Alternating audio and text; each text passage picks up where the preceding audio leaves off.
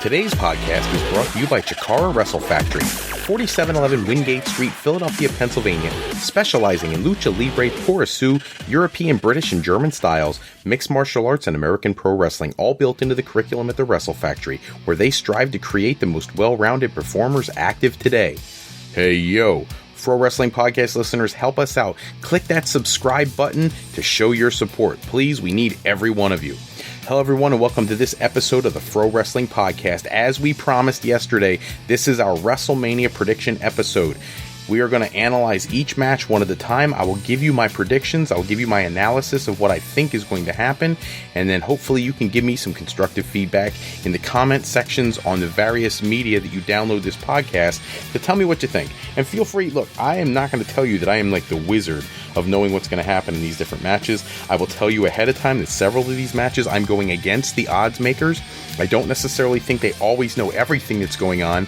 And to be honest with you, sometimes my opinions, my gut, tells me how I would book things if I was working for World Wrestling Entertainment. Obviously, I'm not, and obviously they have a whole plan in place that may go much beyond WrestleMania, though the way they've been booking things the last year, I doubt that. But I'm going to give you what I would do and what I believe and what I feel should be done in the different matches. So, we're going to get started with the Kickoff Show matches. We're going to start with what, in my opinion, should have been on the main roster show because it could be the match of the night. We're starting with Neville versus Austin Aries for the Cruiserweight Championship. The Cruiserweight Championship is still slated for the Kickoff Show despite the fact that these two guys, in all seriousness, could probably tear the house down. It's probably going to be one of the candidates for match of the night.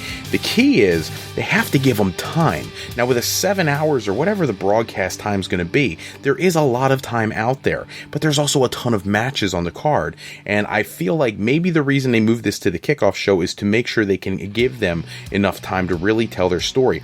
The concern I have is that if Triple H and is conversing with Vince McMahon and the creative team as much as I believe he probably is at this point in his career, I'm concerned that he's going to be very honest with Vince McMahon. These two guys are amazing, and if we let them go out there and we give them too much time, they're going to make our main roster guys look bad, because that's what they do. Neville and Austin Aries are two of the most premium talents in the world right now. In some way, they're actually held back by being cruiserweights in a 205 live production that really hasn't gotten any tread or traction yet. But when you give these guys the lights, the glitz, the glamour of WrestleMania, there really is the opportunity for match of the year coming out of this match. So they have to give them time to develop their story in the ring. Let these two paint the picture. Let it be their level of technical skill. Let them do what they were meant to do as pure wrestling athletes. And if they do that, you will see a 5-star quality match, I'm fairly confident. My prediction for this match, not because it's necessarily the best way to book it, but because it's what I really believe they're going to do, is Austin Aries wins the Cruiserweight Championship. I have people who think that I'm crazy for saying that. I have other people who think it's blaringly obvious that that's going to happen. You could book it for Neville to win because you really want to establish him as the king of the Cruiserweights, but then why did you build up this thing with Aries? Make him be an announcer and then come back. Then you have the other people who say, well, look, they brought Aries back too early. He's been wrestling all these stupid matches on the different shows. They should have held him off until Mania, and then it would have meant more, and I agree with that completely. But Austin Aries winning the championship here gives him his WrestleMania moment. He's the kind of guy who really could be a world champion, but in the WWE world, that's never going to happen because of his body size. Same thing with Neville. Here you give Austin Aries a WrestleMania moment, taking the Cruiserweight Championship. It's the feel-good after Neville has been such an arrogant champion since he won the title, and it's just a great way to kick off the show. We go to the Andre the Giant Memorial Battle Royal. There are too many talents not booked on the show for this pay-per-view to be certain which one is the favorite to win, but I've shifted my opinion in the last several days. They've added Sami Zayn to the Battle Royal. The possibilities are wide open. There are tons of people that could be pushed into the marquee position of winning this. This is a prestigious thing. They've made it a very big deal each year. The odds-on favorite in most of the odds makers' eyes is Braun Strowman. I don't see anybody listed in the graphic that you saw on SmackDown where they showed all the participants. There's really not any one person who easily will eliminate Braun Strowman. If you had somebody like Baron Corbin out there or something like that, you might be able to say, well, Corbin and Braun Strowman, one of those two could eliminate the other, and then you have the winner. But Corbin's been moved up the card and he's going to be wrestling for something else. So there's nobody there except for the Big Show, but that's been done already with their match on Raw. I don't see the Big Show eliminating Braun Strowman. However, I understand him getting the win here, but to me, it would be a lot easier to explain him getting eliminated by kind of like what happened with the Big Show in his Body Slam challenge on Raw, having everybody jump on this guy and they all go together to eliminate him. So, and I actually have no problem if they did that. His elimination could be explained and you could still keep him strong. He could throw a whole lot of people out and then have everybody who's left jump on him and eliminate him, and it would give you the opportunity to build someone who nobody expects to win. Sami Zayn's out there, Dolph Ziggler, the Big Show, even Mojo Rawley have some flyer appeal, but it makes more sense to see someone like Braun go over here. So, after all that conversation, I'm going to give you my prediction. My prediction, after seeing the full list after SmackDown, I was actually disappointed because it confirms for me that Samoa Joe and Finn Balor have no role at WrestleMania. They're just going to be wasted. They're not a part of the card. On what could have been, in the end, a really amazing booking situation, and everybody feels like Braun's going to win, and that's why I pick Sami Zayn to win the whole thing. You'll find throughout these predictions, I'm not just defaulting to what the odd makers are saying. I believe things will be much different than they've been reporting. I could be completely wrong, but I'm hoping that WWE doesn't just do everything the way the smart marks have said it for the last 3 months, and they give us something unique and something special. And everybody's been saying Braun for a month, 2 months now. I think the last time it was someone different was when Braun was still, in theory, could have been going against The Undertaker. But the minute that went away, it became very apparent that Braun was probably going to go into this match and win. So I'm really hoping they don't do that, because that's the gimme, and give it to Sami Zayn. Cesaro and Sheamus versus Gallows and Anderson versus Enzo and Cass in a ladder match, triple threat. I actually, I had no interest in this only a couple days ago. This match has been done to death. It's to the point of nauseum at this point. And why do we care about the Raw Tag Team division anyways? They haven't given us competitive, exciting matches in like 6 months. And this will likely be even less eventful than what we've already seen. I do appreciate, though, the addition of the ladder to the match, as it adds some really much-needed freshness to the recycled action that always, seems to happen. We always get the same sequences, the same endings, these crazy setups, and at least having the ladder match now, you offer some appeal to people for things that they have not seen before. So, my prediction, with the ladder being included, I fully expect Enzo is going to find some crazy way to grab those belts and take the win for Enzo and Cass's first championship reign in WWE. Remember, they never even held the NXT Tag Team Championship. I think they've paid their dues, and I think it's time to give them a run with the titles. The only issue I have with that is I actually would have loved to have seen Gallows and Anderson hang on to them for a little while longer. We're going to move on to the next match. John Cena and Nikki Bella taking on Miz and Maryse. I truly couldn't have cared less about this match until they started doing like this worked shoot promo thing, which have been priceless. I mean, these are probably some of the best promos leading into the pay-per-view of anybody. All the storylines, both shows. The way the Miz's character has been portrayed since the first Talking Smack episode way back in October, November, whatever it was, has been brilliant. He's, carried that momentum all the way into WrestleMania season. I fully expect John Cena to pop the question at some point in the night. I expect Cena to slap the snot out of the Miz for about 10 minutes or so. I'm hoping that after such an extensive layoff, Maryse is as good in the ring as she has been in the past. I'm pulling for big things from this match. Despite what will probably be a short match, the Miz has been amazing for like a year now, and he really deserves this spotlight with Cena. Cena has hogged the spotlight for way too long. And I'm not saying that because I don't like John Cena. I know a lot of people out there can't stand John Cena. I think John Cena is phenomenal. I think he's one of the best talents in the history of the business, despite having a limited moveset. But he's been in the main event too many times. He's been in the spotlight too many times. And this match promises to be very eventful. My prediction, why beat The Miz and Maryse when they'll be on TV every week afterwards? Nikki Bella wants time off. John Cena's taking time off. I would give this one to Miz and Maryse, except I'm not the one booking it, and WWE is. And because WWE's booking it, if it was me, Miz and Maryse, I'm not the one doing it, WWE is. It's going to be John Cena and Nikki Bella right before John Cena pops the question. I think everybody sees that coming, which makes you wonder, what is Nikki Bella thinking right now that her proposal could potentially be a part of a storyline? Seems like it's setting them up for disaster. Chris Jericho versus Kevin Owens. If WWE was doing the right thing by these two, they would be headlining this event. They have been the best moments on Raw all year. They truly were the face of WWE. Their angles were always entertaining, and The knowing that there would be an eventual breakup made the whole program work for an extended period of time. This match holds so much promise. They would tear the house down, and it's the prime spot for them to steal the show. These two always bring up the level of their opponent, and this time they're facing each other. So what does that tell you about how much they're going to bring up the level of this match? What a perfect storm for something truly memorable. I pray that they keep Samoa Joe away from this match at all costs. Give us the true classic, but you already know that probably is not going to happen. Despite the knowledge that Chris Jericho is leaving in May, my prediction, I'd prefer to see Chris Jericho retain here and lose the championship, the United States Championship, at Backlash instead. I'm going with Y2J here and expecting a ton of interference from Samoa Joe and a returning Finn Balor. If not Balor, then maybe Sami Zayn, but something has to happen here. If you were not going to bring Finn Balor to WrestleMania, you should not have had him on all these house shows leading up to the pay-per-view. If he doesn't have a role at this show, and they've been teasing all these other potential surprises and different things, Finn Balor is one that fans actually want to see. Stop giving us stuff we don't want to see. Give us something we really want. We want to see Finn Balor. Dean Ambrose versus Baron Corbin for the Intercontinental Championship. Dean Ambrose, just my opinion, he's gotten stale lately. He needs to find something fresh. He's been in high-profile matches with like AJ Styles and John Cena, but he's also had like far too many opportunities to share time with James Ellsworth and Kurt Hawkins. All right, he was on fire in the summertime when he took the championship. That's one of those moments you'll never forget. It's just phenomenal. But ever since then, it's just been like a lackluster version of Dean Ambrose. It's just not the same Dean Ambrose.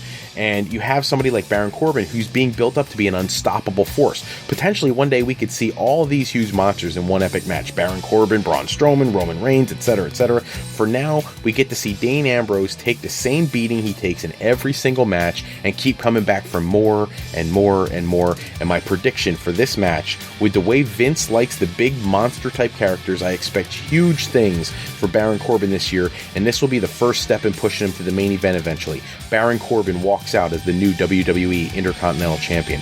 Randy Orton versus Bray Wyatt for the WWE Championship. Oh, how this has been produced.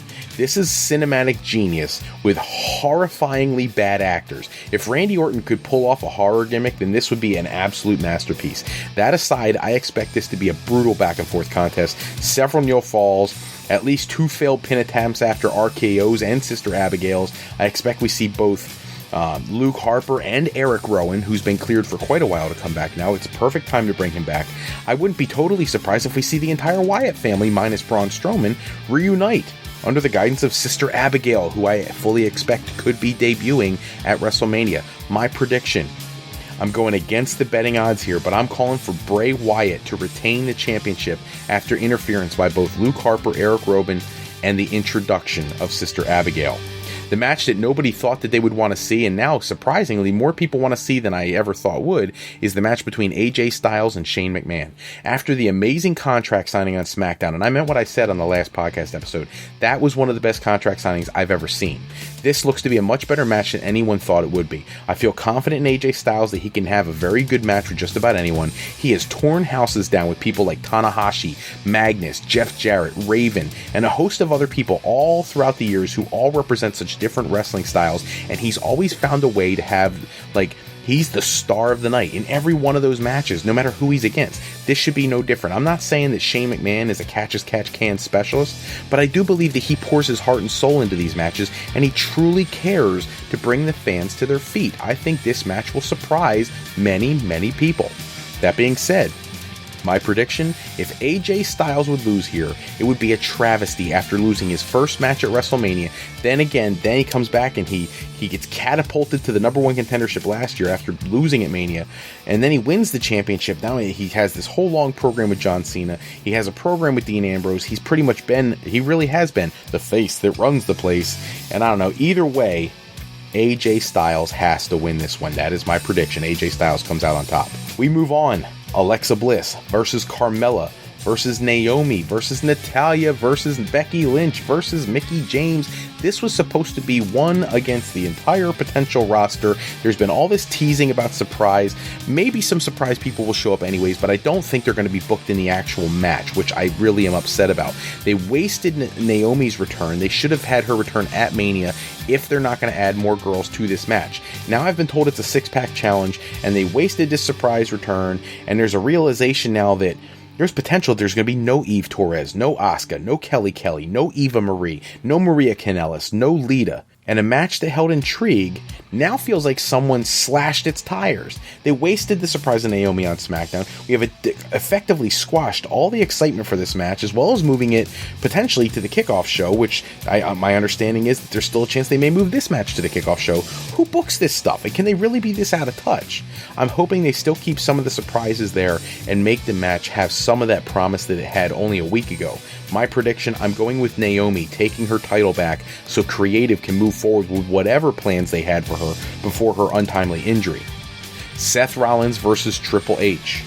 This match, I know it's not for one of the world championships, but I don't know if there's a match on the card that anyone wants to see more than this match, because it has been so perfectly built.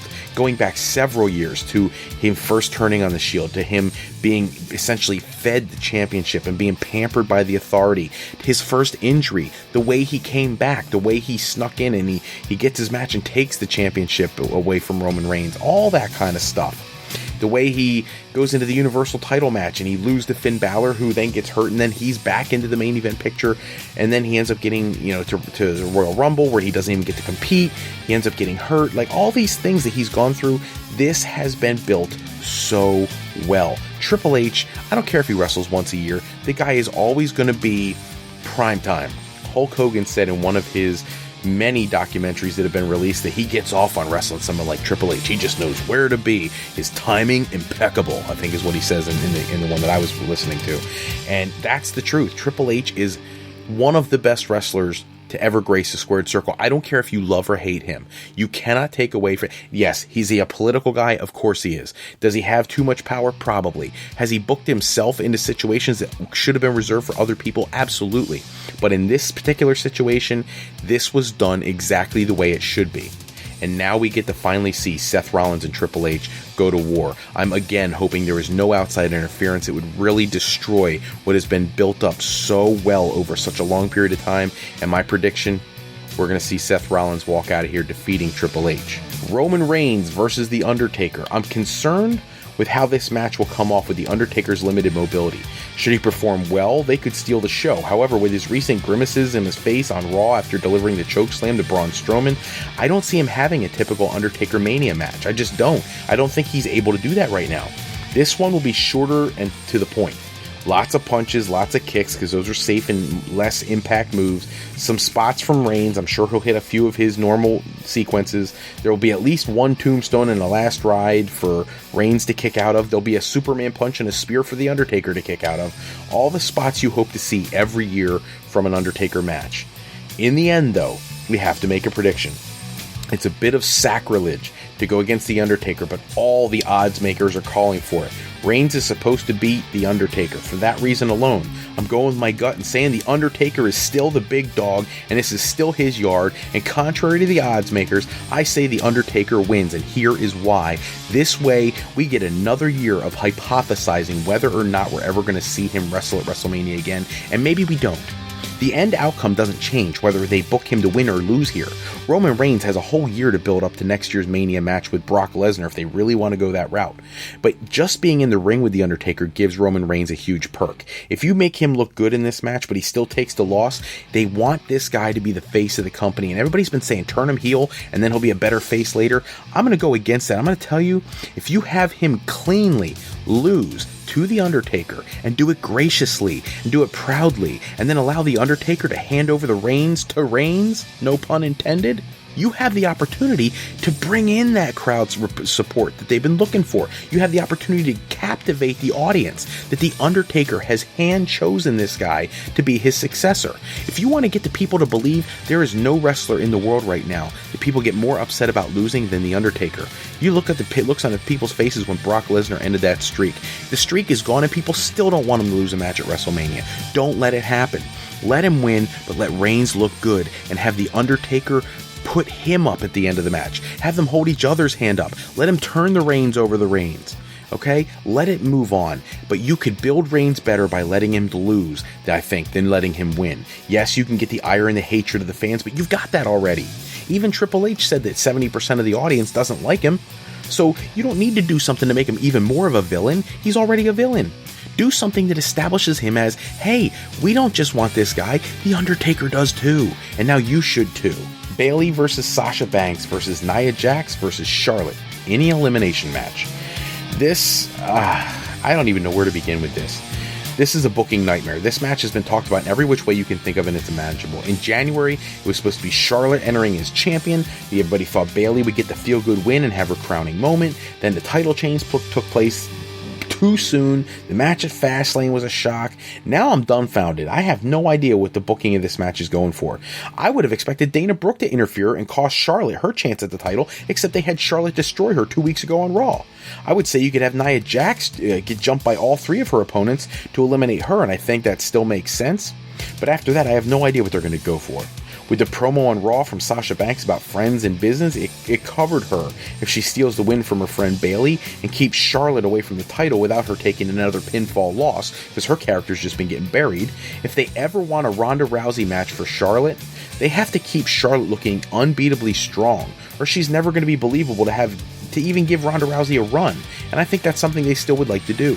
In the end, my prediction, Sasha Banks steals the match and the win and the Raw Women's Championship from her best friend Bayley. Goldberg versus Brock Lesnar.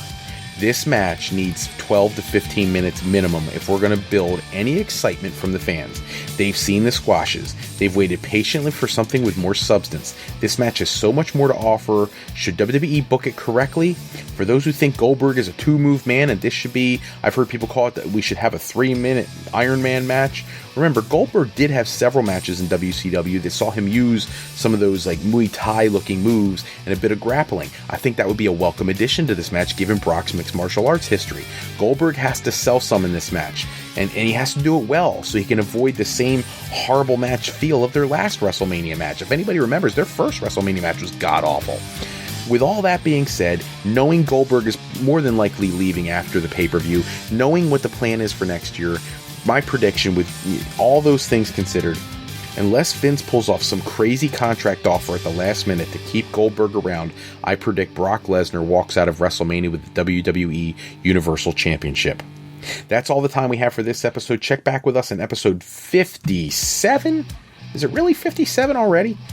Special thanks as always go out to bensound.com and purpleplanet.com for producing all of our music and sound effects used throughout today's show. Today's podcast was sponsored in part by Beazle Games, bringing a new friend to family game night is easy with sketchy people. Showcase your artistic side in this new game from Beazle Games by going to www.thegamecrafter.com/sketchypeople to pick up your copy today.